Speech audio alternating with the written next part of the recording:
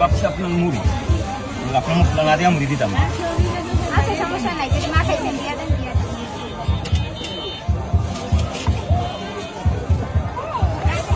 এখন মাইক্রোফোন আড়ানোর আগে থেকে দাঁড়ায়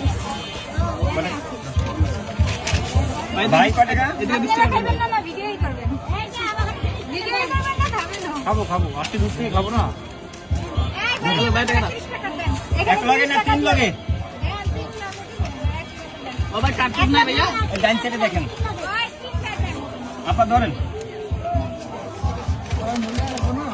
স্যার বলেন আপু।